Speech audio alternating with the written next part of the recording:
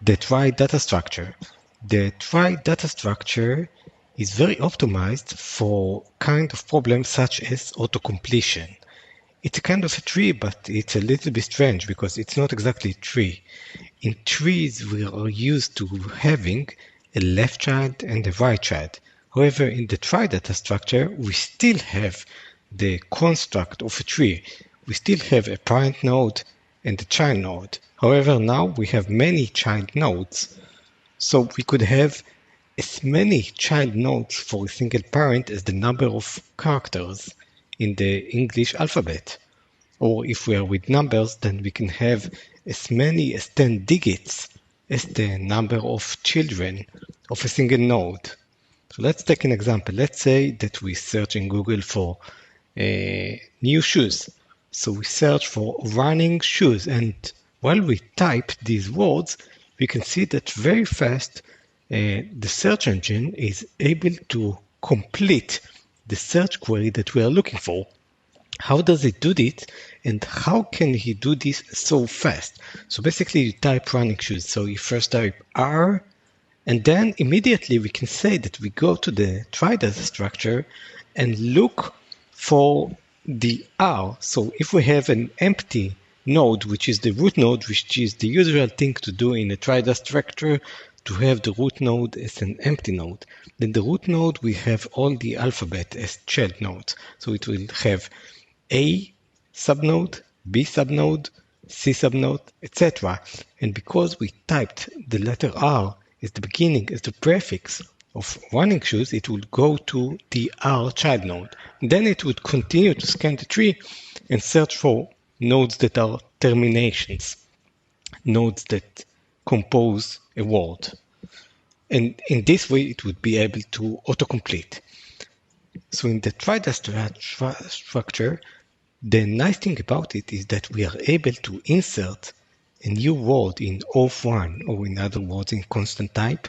We are able to search for words in a constant time, but all this we could achieve also with hash maps, because also in hash maps, in hash sets, we can insert a word in a constant time.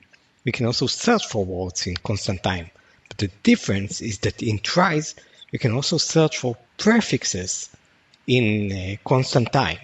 So in hash maps or hash sets, we can insert a word in constant time, we can search for a word in constant time, but we cannot search for a prefix, meaning the beginning of a word in a constant time. But in tries, we can also not only insert a word in constant time and not only search for a word in constant time, but also search for a prefix, the beginning of a word or the beginning of a phone number in a constant time. So the way it works is that we have an empty root node, and then each node, including the empty root node, will have as many children as the letters of the alphabet. In each node, we do not need to store the actual character or the actual digit that it contains, because each node will have a field of children, and this field of children, it would be very convenient for us that it would be a hash map. What would be the keys of this hash map? The keys of this hash map would be all the letters of the alphabet, or digits if we are treating phone numbers, and then another boolean which would say, is this a terminating node? Meaning, do we have here a complete word that we can return as a result? So each node, instead of having a left child and a right child, would have a map from all the keys that we have. If it's letters, then from all the letters. Each letter is a key. A is a key, B is a key, C is a key, and the values are the nodes that are the children of this. So if we have shoes, then S would be a key, or in the root node, the value would be the subnode, and then H would be another key in the subnode, and then O would be another key in the subnode, and each of these nodes would point to a child termination, to a child node. And when the word finishes, such example, running shoes, when the word finishes, it would the Boolean field, which would say that we are terminating, is true.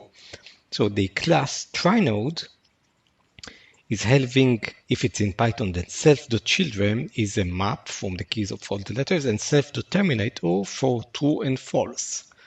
And we can have the operations of inserting a new word. In case of inserting a new word, we would need to loop each character in the word, check if it's in the current children, if not, add it to the current children, move the pointer to the current child, and then continue. And then set the last letter of this word that we are inserting to the terminator true.